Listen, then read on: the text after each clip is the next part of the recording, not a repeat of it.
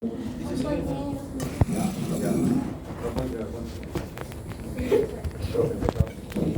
listo, profe, muchas gracias.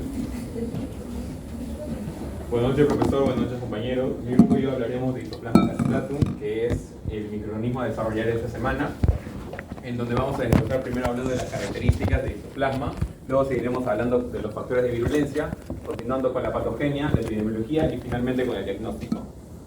Siguiente, por favor. Para hablar primero del microorganismo del Histoplasma capsulatum, vamos a hablar primero de sus características. Tenemos acá la definición de Histoplasma capsulatum, en donde, ¿qué es el Histoplasma capsulatum? El Histoplasma capsulatum vendría a ser un hongo, es un hongo dismórfico térmico. ¿Qué quiere decir esto? Que se va a adaptar a temperaturas. También va a pertenecer y va a tener una clasificación taxonómica, en donde va a tener un dominio. El Eukarya va a pertenecer al reino Fungi, va a tener la clase de Eurothiomycetes, va a pertenecer a la familia de Agelomycetaceae y al género de Histoplasma. ¿Cuál es la importancia de este Histoplasma capsulatum? El Histoplasma capsulatum, como lo mencioné, es dismórfico y va a presentar y va a ocasionar la enfermedad de histoplasmosis. Esto puede variar en los pacientes, ya que puede afectar tanto a inmunocomprometidos, tanto a inmunodependientes. Ahora, como característica principal del microorganismo tenemos el dimorfismo. ¿El dimorfismo en qué va a consistir? El dimorfismo es una característica y una cualidad en la cual no solamente hay que basarnos en el nombre, que va a cambiar la morfología, sino que también va a tener un mecanismo de virulencia muy importante. Este mecanismo de virulencia importante se va a definir en que el microorganismo de Histoplasma capsulatum va a poder adaptarse a cierto tipo de condiciones, como por ejemplo la temperatura.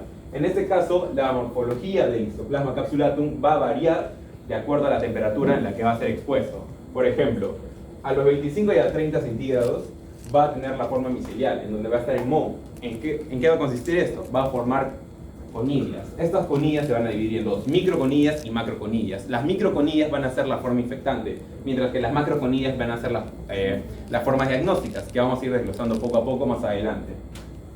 Ahora, este dimorfismo va a tener, este mecanismo de virulencia va a tener la capacidad de adaptarse para evadir la detección inmune y para, sobre todo, tener una supervivencia intracelular dentro del macrófago. Siguiente, por favor. Como ya decíamos mencionando, la morfología completa del Histoplasma capsulatum se va a basar en dos. En el ambiente, en donde se va a formar en moho, en donde va a definirse por microconillas y macroconillas. Las microconillas van a ser pequeñas y va a ser la forma infectante, en donde va a ser inhalado por el huésped y va a llegar hacia el alveolo, mientras que las macroconillas tuberculadas van a ser grandes y con una pared gruesa, con proyecciones, que estas van a ser claves para el diagnóstico en cultivos. También vamos a tener la forma de levadura, que esta va a estar principalmente relacionada con los 37 grados centígrados. ¿Qué quiere decir esto? Que este tejido, que esta forma de levadura en los 37 grados centígrados y esta forma y este tipo de Histoplasma capsulatum va a ser una forma transicional debido a redes genéticas que van a variar de factores de transcripción, van a variar por genes termorreguladores y por chaperonas, los cuales van a generar que el dimorfismo genere que este microorganismo tenga una multiplicación por gemación, tenga un aspecto pseudocapsulado, pero no tiene una cápsula como tal verdadera. Como característica también vamos a tener la localización y el metabolismo. La localización preferente de este microorganismo, ¿en qué se va a basar? Este microorganismo va a tener una localización preferente. ¿Cuál? Los macrófagos. El macrófago sobre todo alveolar, ya que este microorganismo puede ser localizado o puede ser sistémico. ¿Qué quiere decir esto? El Histoplasma capsulatum va a tener cierto tipo de mecanismos que van a impedir que sea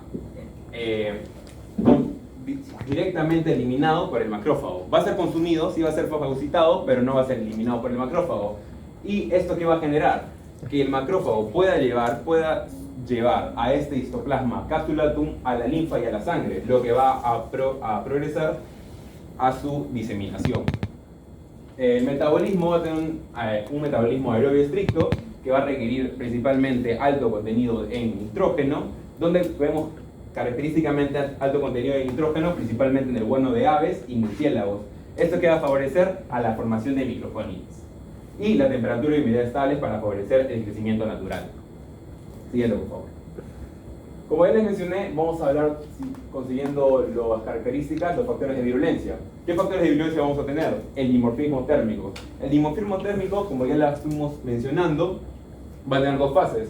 Una fase micelial a los 25 grados centígrados y una forma de levadura a los 37 grados centígrados. Esto es muy importante, ya que este dimorfismo térmico lo que va a generar en este histoplasma como mecanismo de factor de virulencia es que pueda evadir y pueda adaptarse a la fagocitosis del macrófago. ¿De qué manera? Utilizando también la HSP60.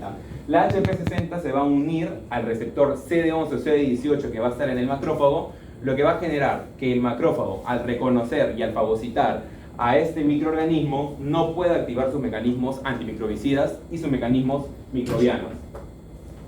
La supervivencia intramacrofágica. ¿Esto debido a qué? El histoplasma capsulatum también va a generar una inhibición de la acidificación del fagolisosoma, va a evadir a las enzimas lisosomales y también va a evadir a las especies reactivas de oxígeno, a los ROS. Ahora, en la modulación inmune va a inhibir a lo que vendría a ser la activación del TH17. El TH17, ¿qué es lo que hace? ¿Cuál es su función? La atracción y el reclutamiento de neutrófilos. Y también va a favorecer al TH1. ¿Qué quiere decir esto? La formación de granulomas. Esto lo que va a generar es que las células del sistema inmune, los inmunocitos, se vayan al sitio donde se está generando esta infección, este factor de virulencia, y va a acumular a las células formando granulomas, lo que genera que se formen los granulomas, se contenga a ese microorganismo, más no se elimine. La captación de hierro y calcio también es muy importante, ya que va a utilizar a la transferina y a la lactoferrina para la captura de hierro. ¿Esto qué va a ser? Esencial para la replicación de ese microorganismo. También va a expresar el CDP1, que es necesaria para sobrevivir en el fagolisosoma y así no puede ser eliminada directamente del macrófago. Y por último, va a utilizar al fosfoinositol, que va a involucrar anclas de GPI que van a fijar a las proteínas, sobre todo virulentas, a la membrana celular del hongo, por ejemplo, las enzimas y las adhesinas. Sígueme, por favor. Bueno, entonces continuando con la patogenia, como ya explicó mi compañero, el sitio de infección básicamente es el guano de las aves y los murciélagos, donde son ricos en nitrógeno. Entonces, este mecanismo va a ser básicamente por las microconidias, van a ser inhaladas, o sea, está relacionado bastante en un primer momento al sistema respiratorio. Es por eso también que más adelante se va a mencionar que en la fase aguda está relacionada más que todo a problemas con el pulmón. Entonces, una vez que estas microconidias llegan a los alvéolos, acá tenemos a los macrófagos alveolares. Se comenta, tanto en libros como en diferentes fuentes, que, o sea, discurren que dicen que, la microconidia se convierte afuera en levaduras, y otros mencionan que se convierte dentro del macrófago. También mencionar que si bien es prevalente que los macrófagos fagociten a estas microconidias, en cierta medida también está dado por los neutrófilos. Entonces, una vez que estas microconidias llegan y se transforman en levadura, entonces esta levadura va a tener ciertos receptores.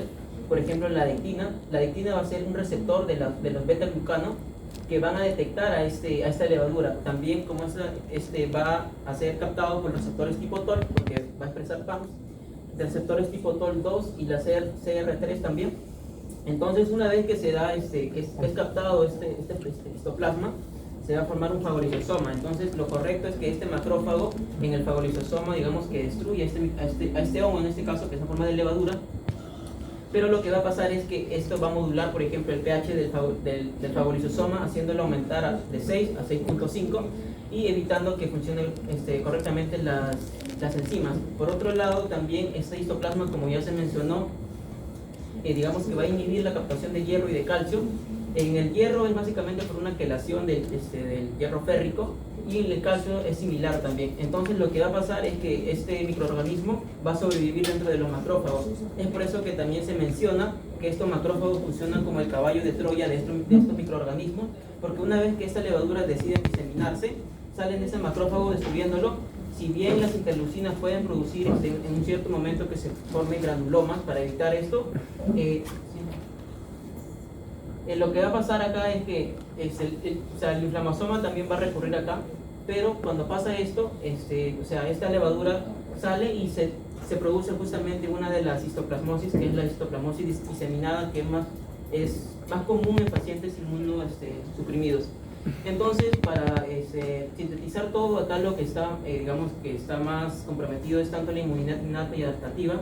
En la inmunidad innata por parte de los macrófagos principalmente, y en cierta medida los neutrófilos, y en la inmunidad adaptativa por los linfocitos TCD4, TGFR1 y TGFR17, y justamente esto explica por qué en pacientes inmunosuprimidos digamos, la enfermedad es peor y se disemina fácilmente.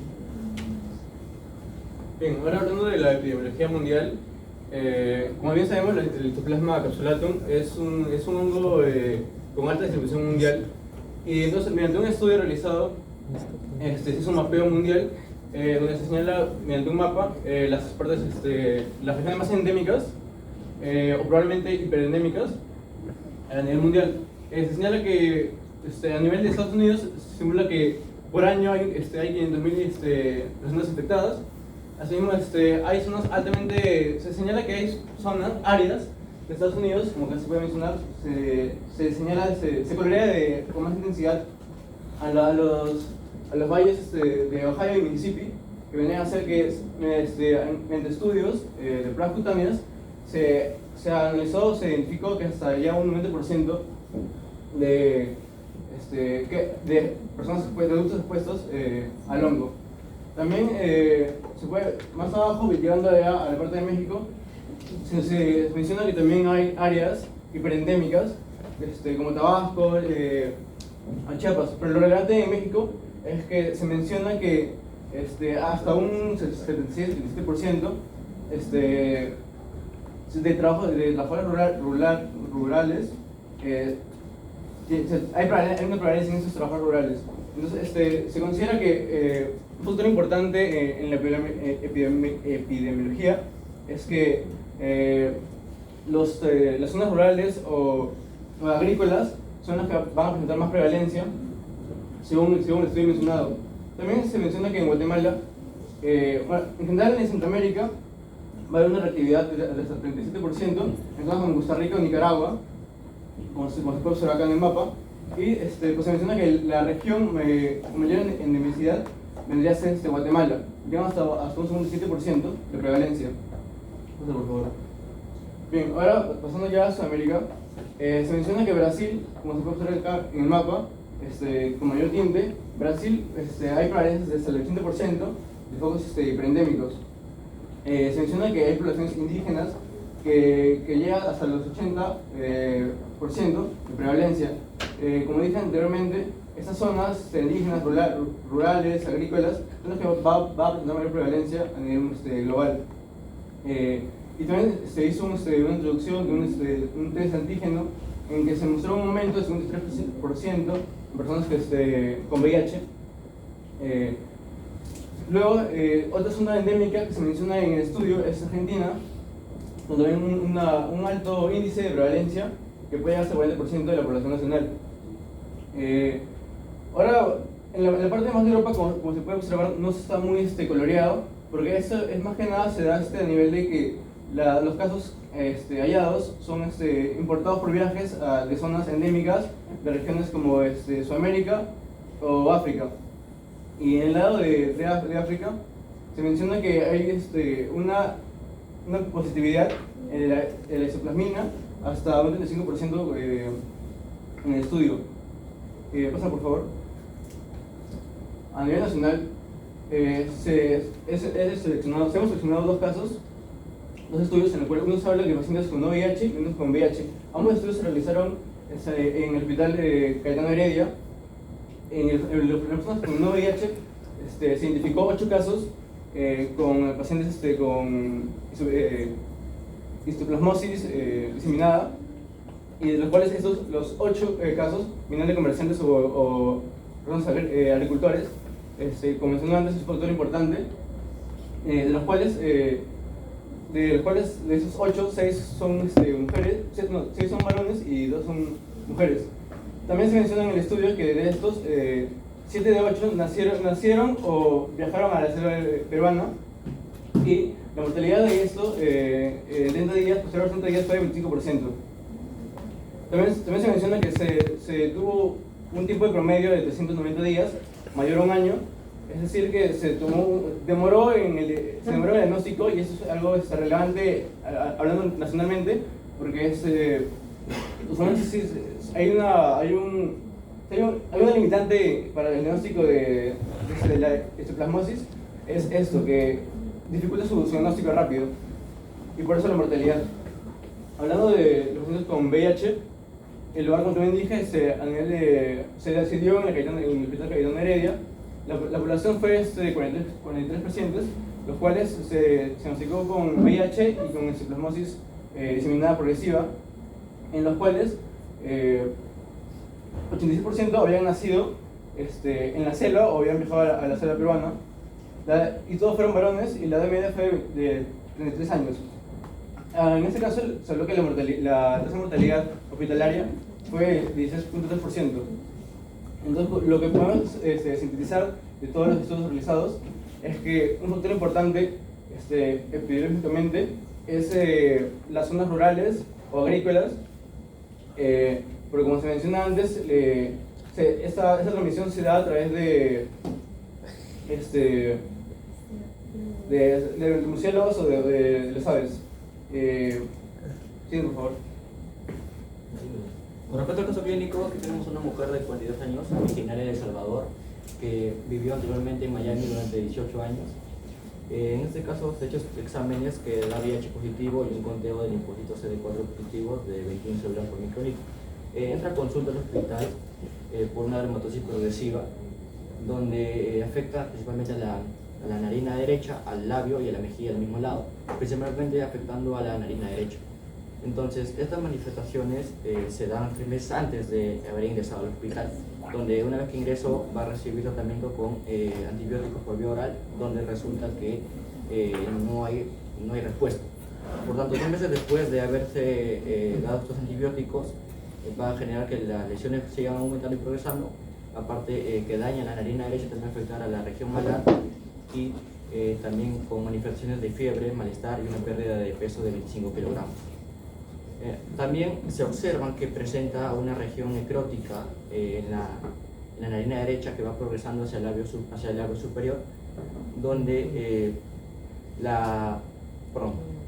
se sospecha de un diagnóstico, en este caso, diagnóstico de sospecha de leishmaniasis, por el origen de la persona, y también por una posible infección por una posible picadura de flebotomo.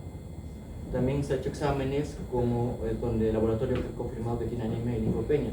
También una radiografía de tórax que ha dado normal, y una tomografía computarizada a nivel craneal, donde ha determinado que tiene una masa de tejido blando en la cavidad nasal derecha. Luego se ha hecho una biopsia cutánea donde se ha dado que presenta una inflamación crónica con levaduras de gemación intracitoplasmática. Aparte, también se ha hecho una prueba de cultivo de la biopsia y una prueba de antígeno en orina, donde ha determinado que presenta histoplasma capsular. Una vez que se ha determinado eso, se le ha dado como tratamiento utericina B y intraconazol, donde ha dado una respuesta afirmativa y positiva. De aquí vemos la tabla donde están los datos del paciente en resumen, dando el paciente y las condiciones subyacentes. Ahora, para hablar de las pruebas de diagnóstico, nos tenemos que dividir en 2 secciones: las pruebas presuntivas y las pruebas confirmatorias. Primero, las pruebas presuntivas, como primer lugar tenemos al examen microscópico directo, cuya muestra se va a obtener del esputo, del lavado broncoalveolar y de las biopsias. La tinción a usar en esta muestra va a ser Giemsa, Wright o Paz. Los hallazgos característicos en esta prueba van a ser levaduras pequeñas de aproximadamente 2 a 5 micras, ovaladas y de manera intracelular dentro de los macrófagos. La ventaja de esta prueba es que nos da una orientación rápida hacia el diagnóstico de esta enfermedad, pero la desventaja es que se puede relacionar estos resultados con leishmaniasis u la presencia de otros hongos pequeños. Otra prueba presuntiva es las pruebas serológicas, que se dan mediante inmunodifusión y fijación del complemento. Esto se da mediante la muestra de sangre.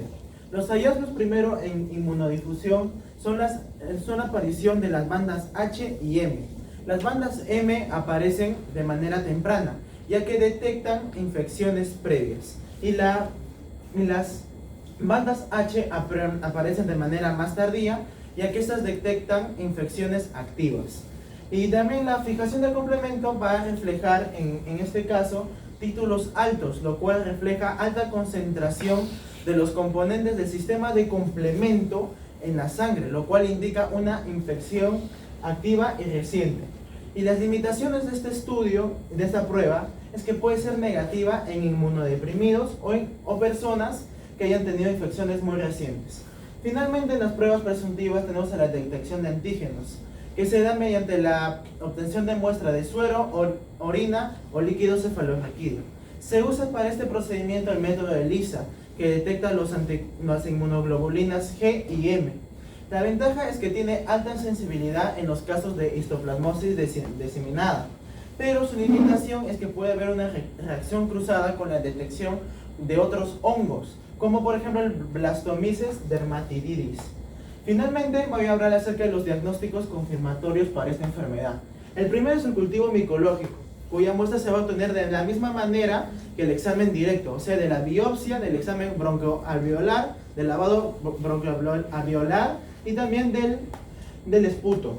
Pero en esta situación se va a cultivar estas muestras en el cultivo Sabouraud, Micocel y OVHI con sangre. La incubación va a ser en el estado micelar de 25 a 30 grados. En el estadio levaduriforme se va a cultivar a 37 grados Celsius. El tiempo de incubación oscila de 2 a 8 semanas, lo cual nos indica de que este hongo es de lento crecimiento. La identificación tras el tiempo de incubación en el estado micelar se va a observar hifas con micro y macroconillos tuberculados. En la fase levaduriforme, a 37 grados, se puede observar células pequeñas ovaladas. Y la confirmación definitiva para estar seguros que el paciente tiene histoplasmosis es la demostración del dimorfismo térmico, el cual consiste en la transformación del estado micelar al estado levaduriforme. Finalmente, la prueba confirmatoria de elección para este diagnóstico es la prueba molecular, que se da mediante el PCR, el cual va a detectar directamente el ADN del Histoplasma capsulatum mediante una muestra clínica, que generalmente es de sangre o de líquido cefalorraquídeo. Las ventajas de esta prueba es que tiene una alta sensibilidad y especificidad, incluso en pacientes cuya carga fúngica está disminuida. Y también que esta prueba es muy rápida, ya que solo los resultados se obtienen en horas, venciendo a las 8 semanas que necesitan los resultados del cultivo micológico. Y finalmente, cabe resaltar que la prueba de PCR ya se está usando en muchos centros de salud por su eficacia y sensibilidad al momento de detectar Histoplasma capsulatum en los pacientes. Siguiente, por favor. Bueno, en otras pruebas de diagnóstico vamos a tener en primer lugar lo que es histopatología a partir de una biopsia. Como su mismo nombre lo dice, se van a hacer estudios histopatológicos, es decir, por microscopía, a partir de muestras que se pueden obtener ya sea de ganglios, pulmón, mucosa, hígado o médula ósea y otros. Esto nos va a permitir observar, como ya mencionaron en un inicio, levaduras intracelulares que se van a ubicar en los macrófagos, las cuales van a medir aproximadamente de 2 a 5 micras. Para esto se van a utilizar diversas tinciones, cada una con un principio diferente. Como mi compañero ya mencionó también en los diagnósticos anteriores, una de ellas es PAS, el ácido periódico de Chip. ¿Cómo va a actuar esta? Su principal acción se basa en que se va a unir a los polisacáridos de la pared fúngica, de manera que los va a teñir de color magenta para poder permitirnos observarlos, como se puede apreciar en la imagen 1, que sería una biopsia de médula ósea. Una segunda tinción también sería la metamina de plata, la cual va a teñir de igual manera la pared fúngica al unirse con lo que vienen a ser los carbohidratos de la pared de estos microorganismos, y los va a teñir de un color oscuro, lo que se va a poder ver dentro de los macrófagos, pero para poder evidenciarlos mejor se va a utilizar un fondo claro. En este caso se utiliza un fondo verde pálido, de igual manera en una biopsia de médula ósea. Otras tinciones que tenemos sería hematoxilina y eosina, pero es necesario mencionar que esta tinción no va a detectar de manera específica lo que viene a ser el histoplasma capsulatum, sino que va a ayudarnos a evidenciar lo que viene a ser un infiltrado por la infección de este hongo, al igual que daños estructurales. Y como un último método en la histopatología tenemos a la inmunohistoquímica, que sí va a ser el más específico de todos. ¿Por qué? Pues porque se van a usar lo que vienen a ser anticuerpos directos contra los antígenos del histoplasma, de manera que se va a dar una tinción marrón oscura, un marrón intenso al momento de la unión del antígeno. Principalmente se usa lo que viene a ser diamino benzidina. También es necesario mencionar que pues, va a tener grandes ventajas, ¿no? Ya que es una prueba confirmatoria anatómica y nos va a demostrar la invasión tisular y el daño estructural, cosa que por ejemplo no puede hacer una prueba de serología.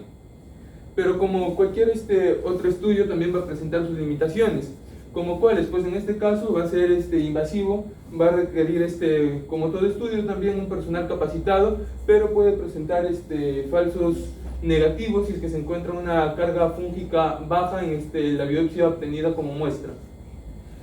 Por eso se menciona que su sensibilidad es del 60-80% dependiendo de la carga micótica y del tejido que se obtenga la muestra, y una especificidad alta por su morfología.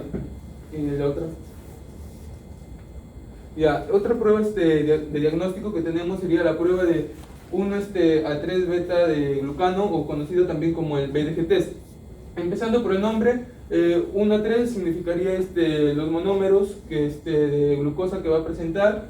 Beta simplemente es el símbolo beta de que viene a ser la posición o la forma del carbono asimétrico, y glucano que viene a ser un polisacárido. Entonces, acá vamos a tener que utilizar una muestra de suero, de manera que, como mencioné, detectemos el beta de glucano, que va a ser un polisacárido que se va a encontrar en la pared, siendo componente estructural de muchos hongos, ¿no? Incluyendo el histoplasma capsulatum.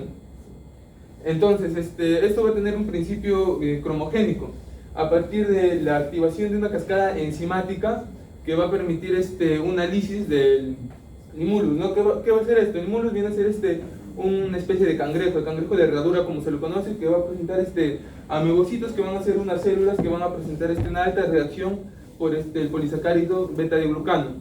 Entonces, continuando, cuando tengamos presencia del beta de glucano en una muestra, esta cascada se va a activar de manera que va a dar un resultado colorimétrico.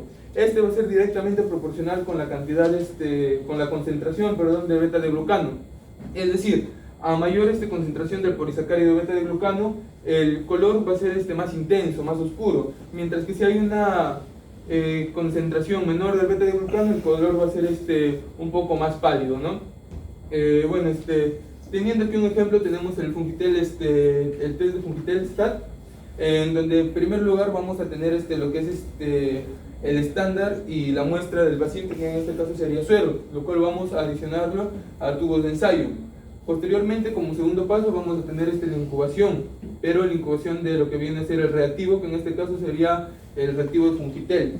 Va a contener el extracto del cangrejo mencionado, que es el Limilus, el cual va a reaccionar en presencia del beta de glucano, como ya lo mencioné. Entonces vamos a incubar reactivo, lo que viene a ser a 37 grados centígrados por 10 minutos. Posteriormente, en un tercer paso, una vez incubado en el tiempo mencionado, vamos a agregar lo que viene a ser el estándar y la muestra, que sería el suero, al reactivo en los tubos de ensayo. De manera que vamos a tener un cambio de color, ¿no? Si es que se detecta una presencia del beta de glucano en lo que viene a ser el suero. Y finalmente, ese color lo tenemos que llevar a un espectrofotómetro. En un espectrofotómetro en donde vamos a poder analizar lo que viene a ser la intensidad del color que se ha formado. De manera que vamos a medir la absorbancia, lo que nos va a reflejar el significado de la concentración del beta de glucano.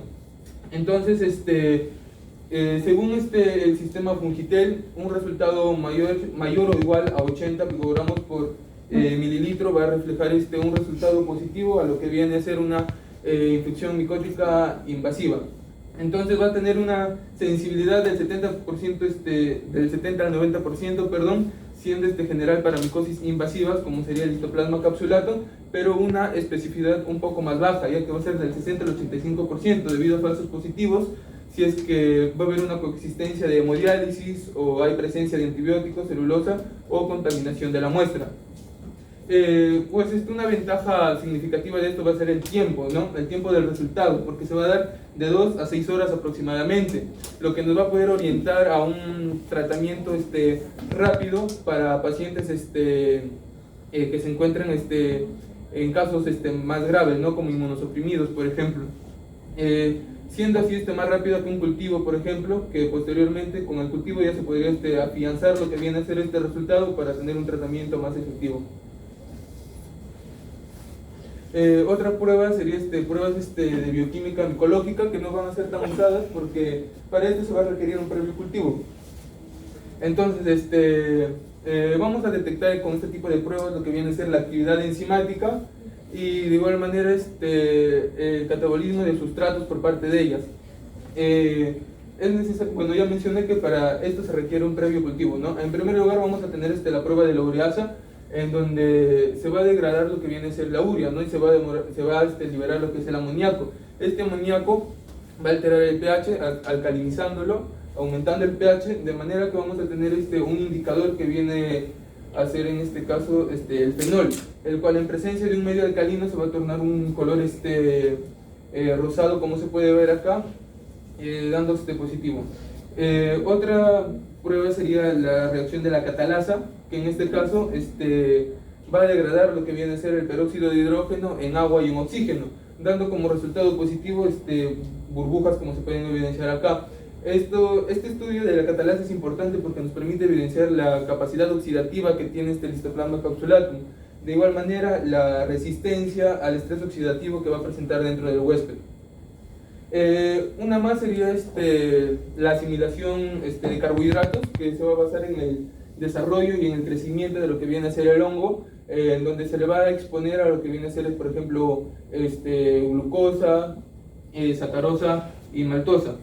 La sensibilidad va a ser moderada del 60 al 80%, dependiendo del crecimiento y la expresión enzimática que tenga el hongo, y una especificidad moderada alta del 80 al 90%, ya que el perfil combinado de ureasa, catalasa positiva, al igual que la asimilación de carbohidratos, va a ser típico del Histoplasma capsulatum.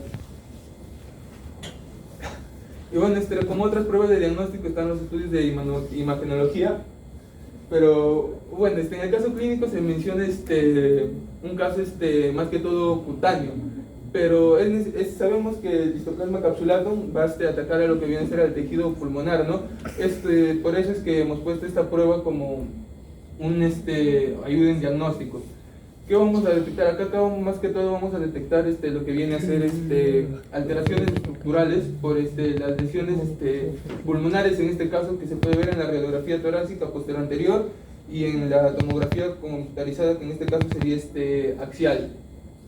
Entonces va a presentar una sensibilidad alta para alteraciones estructurales, pero una especificidad baja. ¿Por qué? Porque va a presentar no nos va a presentar una evidencia específica de lo que viene a ser el Histoplasma capsulatum, sino más bien de las consecuencias que puede traer. Pero bueno, este tipo de estudio va a ser muy rápido, ya que una radiografía, por ejemplo, sale de manera casi instantánea a comparación de una tomografía que va a requerir un poco más de horas o incluso días, dependiendo del centro en donde se realice. La radiografía de tórax se va a utilizar como diagnóstico primario en imagenología, mientras que una tomografía ya va a ser para casos más severos, ¿no? Como una diseminación.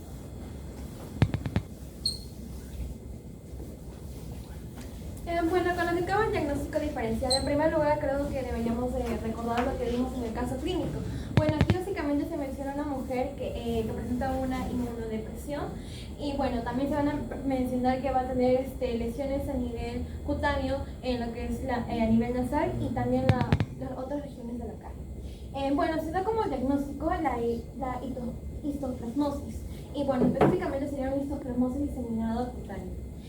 Bueno, las manifestaciones clínicas mencionadas van a llegarse a confundir con otras patologías debido a la similitud. En primer lugar, en lo que cabe al caso clínico, se menciona la leishmaniasis. Aquí les voy a mencionar específicamente la leishmaniasis cutánea diseminada. Aquí tenemos al agente causal, o bueno, etiológico, a la leishmania brasiliensis. Esta básicamente se va a obtener, bueno, debido a la picadura del flebotomo hembra. Y bueno, generando lesiones como las pápulas, sus nódulos, ulcerados a nivel de lo que es la cara, las extremidades superiores y también lo que es el tronco. Básicamente la similitud que pueden presentar es que se van a observar formas intracelulares redondeadas a nivel dentro de los macrófagos, lo cual también es similar a la histosplamosis. Y lo que lo va a diferenciar es que se van a ver amastigotes con lo que es un cinetoplasto. Y bueno, como método confirmatorio tenemos el frontis o biopsia para visualizar a los amastigotes con su cinetoplasto, o la prueba de Montenegro, que básicamente consiste en una inyección intradérmica que va a probar lo que es la respuesta de hipersensibilidad retardada tipo 4. También o prueba de PCR específica para la leishmaniasis SPP.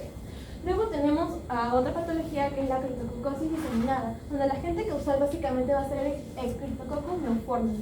Esta va a ser adquirida por la inhalación de levaduras, que se van a encontrar básicamente en el suelo, contaminado por excreciones de las aves, generando lesiones de igual forma pápulas o nódulos umbilicados. Este va a ser básicamente un hongo no dimórfico, lo que lo va a diferenciar al histoplasma. Bueno, además de ello, se va a diferenciar porque va a presentar una cápsula polisacárida gruesa, como se puede observar acá. Se va a diseminar también a otras áreas de forma más frecuente a nivel del sistema nervioso central y también a nivel pulmonar, y menos frecuente a nivel cutáneo. Y bueno, como método confirmatorio tenemos a la detección del antígeno criptocócico en suelo o líquido cefalorraquídeo. En tercer lugar tenemos a la talaromycosis diseminada. Aquí el agente causal va a ser Talaromyces malmuferi. Básicamente, aquí lo que se va a tratar, básicamente se va a adquirir a través de la inhalación de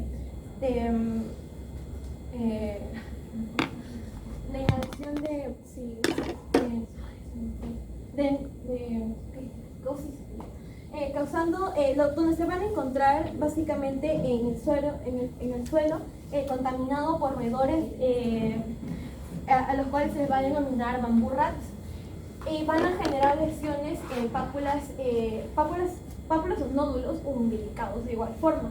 Su similitud es que también es un hongo dimórfico que se va a encontrar también de forma intracelular en macrófagos. Lo que lo va a diferenciar es que es su división. Este se va a dividir de forma de fisión transversal, mientras que lo que es el histoplasma se va a dividir de forma de gemación unipolar. Y bueno, luego como método confirmatorio tenemos al cultivo en Algar Sabur, que básicamente se va a observar colonias de color rojo vino. O también tenemos el BHI, que es el Brain Hair Infusion, y también podemos utilizar la tensión para la exploración histológica. Y bueno, esas serían las referencias. Gracias.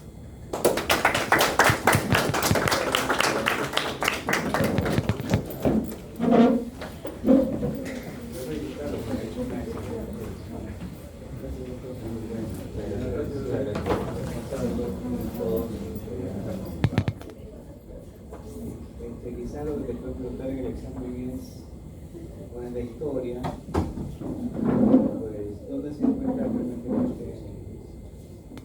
¿Dónde se pueden infectar pacientes con No, pero... ¿En qué lugar? Zonas rurales, ¿en qué lugar?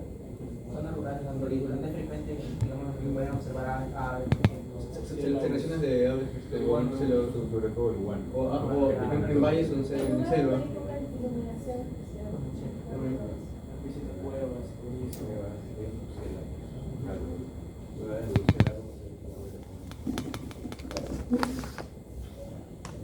de esos restos, la visité ya, y siempre como bien lo dijeron, el ectoplasma no respeta en unos suprimidos y unos, o sea, a los dos lo atacan por igual. O sea,